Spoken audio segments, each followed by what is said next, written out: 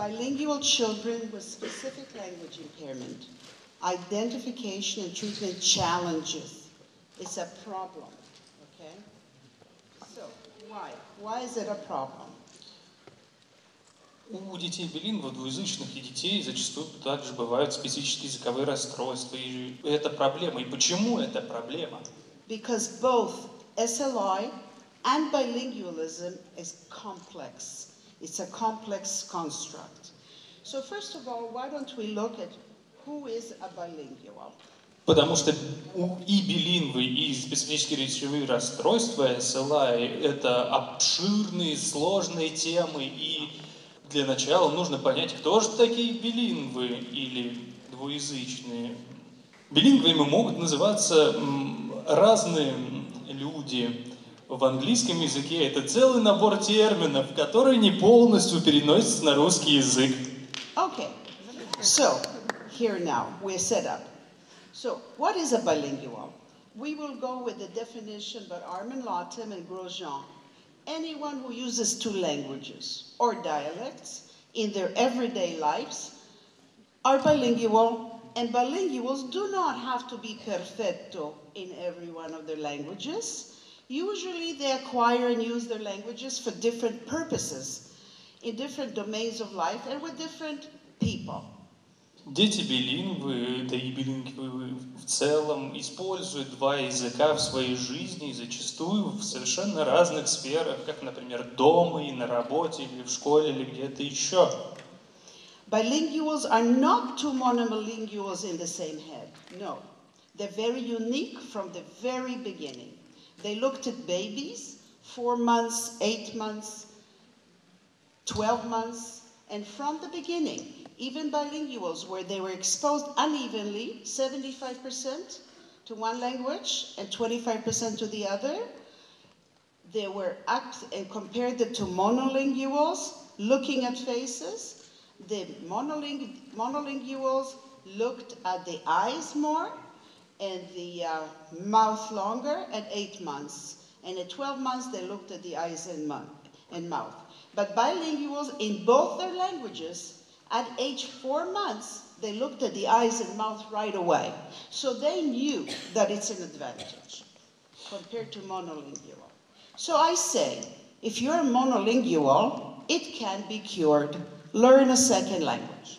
Билингвы — это не два монолингва в одном. Они отличаются на самых ранних этапах развития. Монолингвы, точнее билингвы, куда чаще, куда внимательнее смотрят за лицевыми функциями там, родителей и взрослых людей. И я хочу сказать, что можно вылечиться от монолингвизма, выучить еще один язык. Yes. In the beginning, in the first of 1900s, they looked at bilingualism as a defectology. Why? It was a disadvantage. В начале 20 века на билингвизм смотрели как на недостаток, дефект, объект исследования дефектологии. Почему? They thought there was a box for one language and another box for the other language. So if the boxes are full with these two languages, they really are competing with each other. So it's a disadvantage. And later they found that actually bilinguals are better than monolinguals in understanding syntax and semantics. For example, they can listen to money grows on trees and understand the syntax without having to worry about the semantics. So vocabulary, definitely, if you measure bilinguals, both languages or 3 languages vocabulary, they're perfectly okay in vocabulary. So it's called a complementary principle.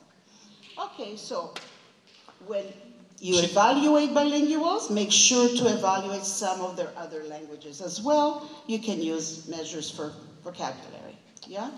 Считал, что у билингвов ограниченное количество памяти на 2 языка, соответственно, они хуже усваивают оба эти языка, но исследования показали, что на самом деле в случае синтаксиса или семантики билингвы даже делают вполне себе большие успехи относительно монолингвов. Now we know that bilingual Bilingualism is very complex, and children who are bilingual present a complex portrait which shows benefits, and sometimes it shows deficits. And sometimes there's no difference, no consequences at all. And bilingual adults have great advantages. They keep their brain active much longer than monolinguals. Another reason to be monolingual. The onset of dementia and Alzheimer is delayed by 4 years in bilinguals. Okay, I'm opening a private school in English here in Moscow. You're welcome to my class. Таким образом, у билингвов достаточно много преимуществ над монолингвами и на этапе какого-то развития, и в том числе с точки зрения здоровья, потому что по статистике у билингвов куда больше работает мозг, и деменции, и схожие заболевания типа Альцгеймера приходят в среднем на 4 года позже. When they measure bilinguals, you have to consider their socioeconomic status. It is that which determines if the child is going to have a difficulty, the economic challenges of the family. So, we are not going to say that the software, the language, is affecting their brain badly, okay? So now, what is SLI? It's a very complex neurodevelopmental disorder. It is, a lot of the NDs, I'm going to say NDs from now on, they share genetics and symptoms, okay? And language problems, so that's the whole point. SLI is not a syndrome like ASD, okay? And nobody knows where it happens. But Mabel Rice and her colleagues found 2 genotypes of SLI.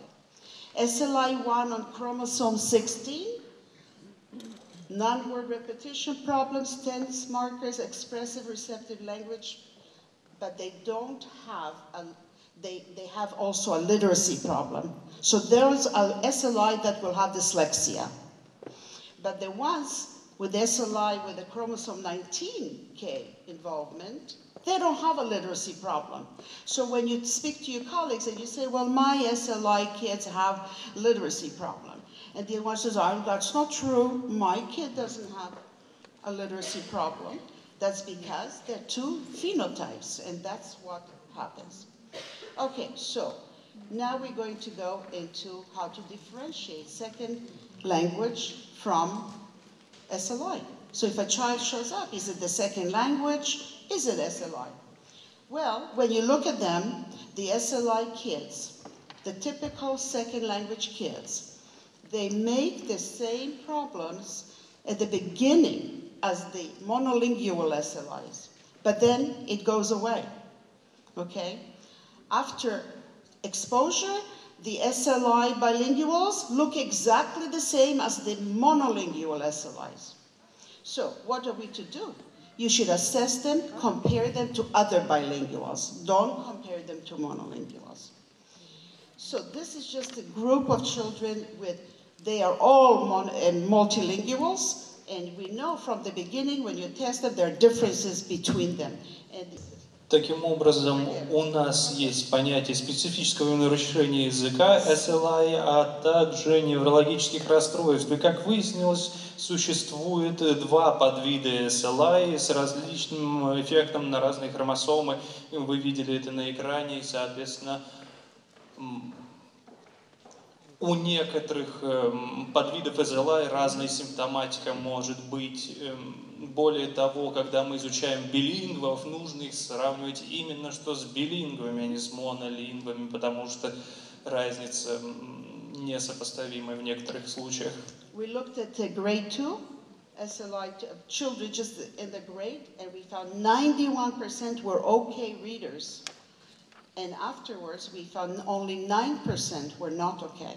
Okay? So you could compare them to their other bilinguals, and that will give you and the ones who had a problem had over 3-year delay.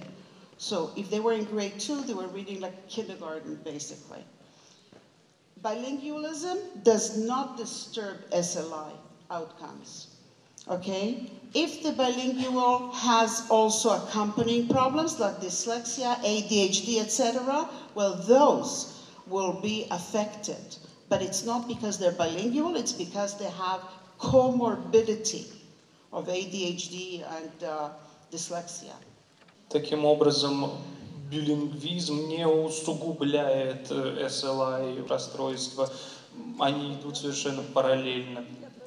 Another problem is differentiating late talkers from SLI children. How do we differentiate? We know that more than 50% of late talkers were going to catch up, and they may have reading problems later on, but they're not SLI. There is a continuity. We can't see them in categories. We should see them on a long continuum. And the ones who show continuous problems, these are the ones who should have SLPs, or speech and language clinicians, who work with them. Because these are the people that understand why they're having problems. Отдельная проблема в определении SLI – это позднеговорящие дети, то есть дети с задержкой в речевого развития. 50% и даже больше среди них в итоге выравнивается без дополнительных проблем. Однако часть из них обладает другими отягощающими обстоятельствами, симптоматикой и прочим, что в итоге заносит их в разряд SLI. There is a way of determining, if you don't have instruments for the languages of the child, you can easily use a vocabulary instrument that is very easy to do in any language. The parent can fill out all the words the child can say, and you can see whether they require more help, etc. So basically, if you look at the typical peers, the late talkers and SLI and ASD, they have little percentages of kids that fall between. They actually have similarities to other groups.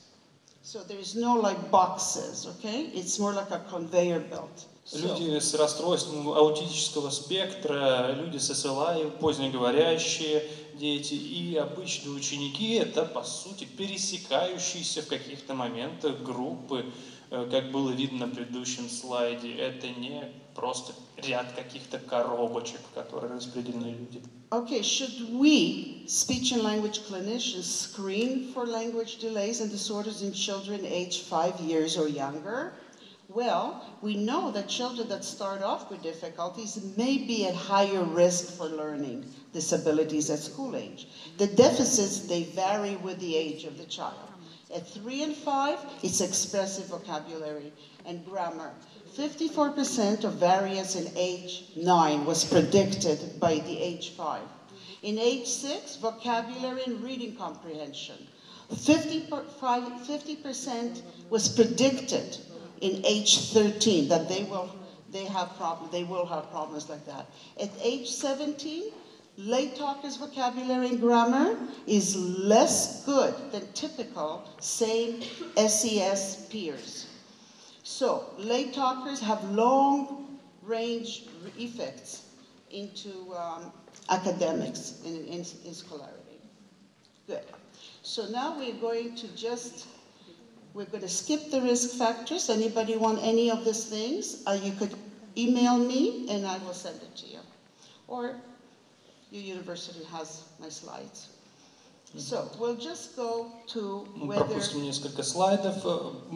Для ускорения процесса вы сможете найти, связавшись с организаторами, полную версию презентации, а также стоит учитывать, что у детей с задержкой в развитии, как говорилось на последнем слайде, их стоит все-таки, что называется, мониторить, проверять, потому что они находятся в зоне риска для отягощающих более серьезных симптомов.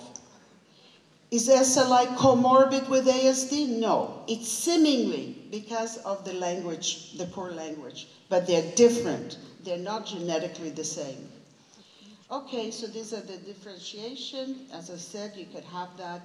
And so specific language impairment, they do respond to adequate instruction, but if it is instruction that is with assistance, otherwise they don't respond to regular instruction. So we're going to go to the full range of children with SLI, speech sound disorders. SLI, SLD, and phonological skills are deficits in both. Несмотря на то, что у SLI и расстройств аутического спектра бывают схожие симптомы, это не связанные заболевания и расстройства. That's why what Gail was saying before about phonological skills, they're very important to many groups of the ND. So we have criteria for diagnosis, which we're not going to go over. I just want to say that we have to also worry about their writing skills, not just speaking and talking, because it's not enough for school. You have to know how to write. And the best ways to teach them, the whole way, planning and organizing, using their executive functions, and teaching them the handwriting. Handwriting is very important. It's not enough to sit them in front of a computer and let them type. There's a connection between handwriting and reading and writing. And we used to have a taxonomy that also engages thinking skills, like Bloom's taxonomy. You start off from the lower order thinking skills and you continue to the upper, but you don't do it only until they're perfect in each stage. You kind of immerse them into it. So thinking skills are very important. And final note, the SLI bilingual struggle with literacy and numeracy, they require early identification, and you have to choose their careers earlier. When you choose their careers, you make sure that they get what they need in vocabulary and the right vocational language. There is the Jediah Eisler, she's an astrophysicist, and she says there's untapped genius that could change science for the better. The speech and language pathology. We are in between the stars, okay, in between. We can benefit from all the stars, and this is what makes us unique. And I think that people who don't understand that our profession is not like being a pedagogue in a classroom really miss the point, and we should change. So, I want to say spasiba, thank you, toda, shukran, merci, and danke, and we're going to be friends forever.